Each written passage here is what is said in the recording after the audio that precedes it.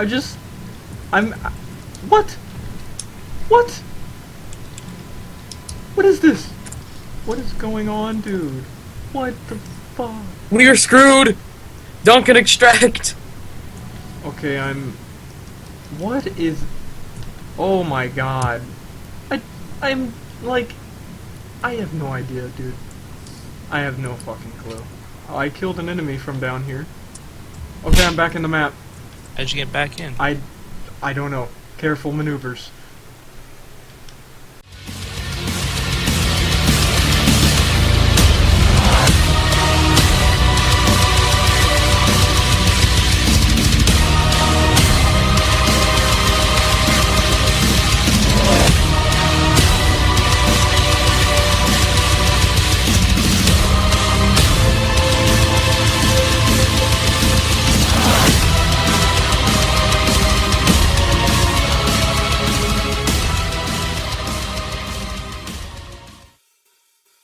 What's happening, my fellow godlies? I'm Vance from Starcom, and today we're going to be taking a look at Zephyr, who recently conquered Nyx via landslide victory in round 3 of the voting. What a twist of fate that was. Ironic, given we're talking about the queen of twisters herself, Zephyr. Now, I don't know how to feel about Zephyr. Aesthetically, she's just not pleasing to me. I'm hoping that a limited skin will fix these issues, because she's got a face only a mother could love. And even from a mother's perspective, I'm unsure of that face. No matter how unsure I am of her appearances, I'm absolutely certain of the way we're going to build for her. We're going to roll with Energy Siphon, Prime Continuity, Vitality, Transient Fortitude, Intensify, Jetstream, Prime Flow, Narrow-Minded, Constitution, and then the preference mod of your choosing, which is Iceberg.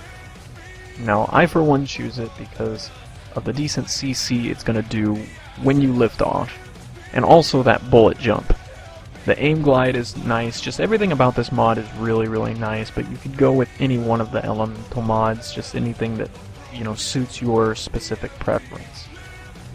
One of the biggest essential mods that you absolutely need for this build is going to be Jetstream, because we're going to pull off a unique asset that a lot of the player base may not be aware of. See, with the Jetstream Turbulence Augment mod, what it does is it increases the projectile speed. So when we use something like Tonkor, it's going to speed it up to the point where it just explodes on impact. Now, it's been stated that this is a glitch, but it's also been stated that DE doesn't intend to remove it. So we can really capitalize on this thing as long as we're Zephyr.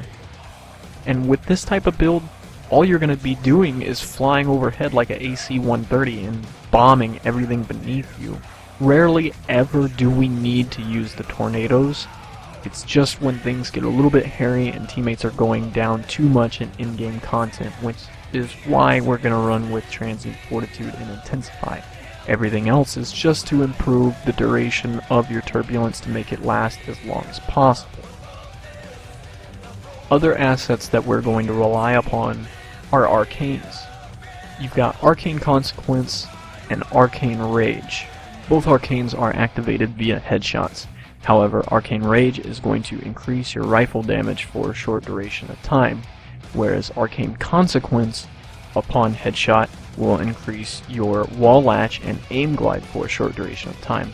Please note that with these Arcanes, they're not going to show a big visible increase of potential until you start ranking them up, meaning you're going to need to invest a lot of platinum in buying it off the community or do raids and hopefully farm these for yourself. It's kind of a hassle, especially with the way that raids are set up now and how inaccessible they are, given the fact that there's a big learning curve and not all players understand the concept very well. Now when we talk about our primary, our Tonkor, not much has changed between when we used it for Vauban and now that we're using it for Zephyr. You're pretty much just going to do everything the same way in terms of a build. You're really just going to build for crits, and you're going to rely heavily on your turbulence and keep flying overhead and blowing everything up. As far as your secondary goes, it's really a preference choice. You could run with Mara Detron, you could even run with Colstar, which would complement the whole bombs away build, but I choose to run with Synoid Gamicor, specifically because it's good at taking out nullifier shields, and at some given point in time, it'll give you your energy back.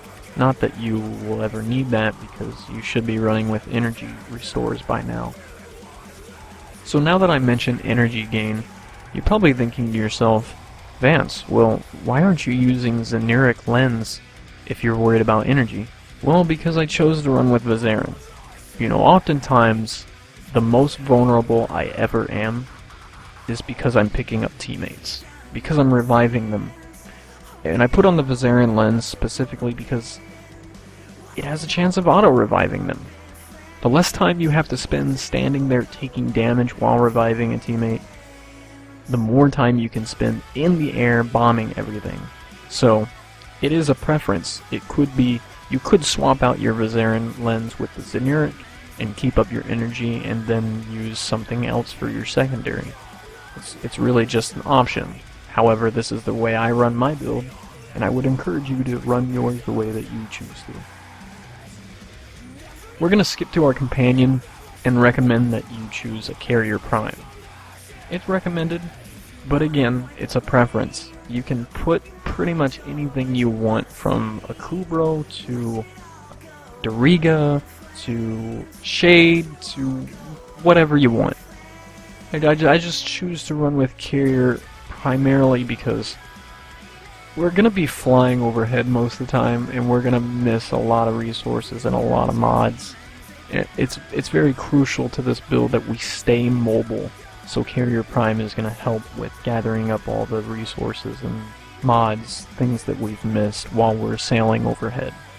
Last thing that we're going to talk about is the melee weapon of choice. Now, there was a lot of thought process that went into this. You know, at first we wanted to look at Jet Attack because it has such great CC potential. You know, if you're in the middle of a bullet jump and then you decide to rain hell down upon your enemies, you want to come crashing down on a nullifier. You don't have to use Dive Bomb Vortex. No, instead you can use the Ground Slam, which is going to be super effective with Jet Attack. However, Jet Attack was really slow, and it kind of hindered our mobility. So then we started taking a look at other weapons like Prova Vandal, which I would recommend Prova Vandal if you have it. It's great for doing the Ground Slam because it does that instant status proc. It has a 100% chance of proccing. You can't beat that. The electricity is going to stun the opponents. But what I personally believe is even better than that is the Heat Dagger. Now, the mentality that you're going to utilize with the Heat Dagger is to come crashing down out of the air with a Ground Slam. What this is going to do is it's going to provide a 100% status proc to your enemies. They're going to be on fire for roughly around 5 to 6 seconds. Some of those seconds are going to be spent being CC'd. They get stunned, they get stun locked, and then you might be able to capitalize on covert lethality. Or if you're running a different lens, you could at that point open them up to finisher damage utilizing Naramon lens. Regardless of how you do it, it's going to be super effective, specifically because it's a fast way to get out of the air when you may need to revive a down teammate or there's an objective beneath you. It's a fast way to get down, and everything in your proximity is going to be stunned, meaning that you're not going to be dropped by anything that you land on. Should you land on like a Corpus Tech, if you were to land on them with any other normal melee weapon, it may not down them. It may not knock them off their feet. At least with this, you've got that 100% status proc, and it will stun them. It's guaranteed to do that. Props to LordNeko for assisting with this build, and it goes without saying that if you choose to run it yourself, that both of us are going to give you the seal of approval.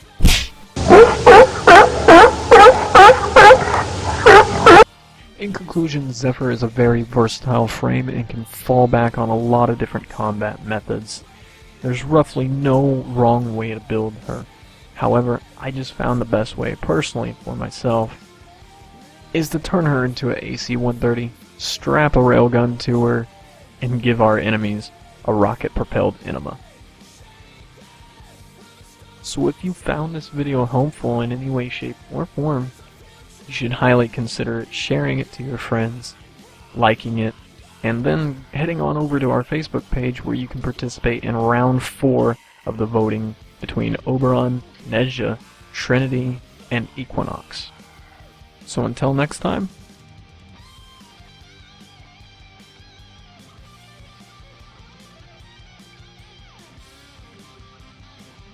Alright, I'm not gonna dunk in the bottle, but I'll spray more. Hold on. No, God, what? He's spraying more. He's gonna be a co-leader. Oh! Oh, that burns! right, it's like cold at first, right? And What's he saying? And then It burns. heats up, and then it stings. Fencing. It heats up and then it stings. Can I get promoted if I do that? Yeah, Oh sure, my Riggs. god. He said sure. I'm What? really He said gonna sure. cry. I'm not going to. What is the point of it? I'm literally gonna cry. It's a You life get promoted experience, with rank, I'm telling you, it's it still shouldn't be garbage.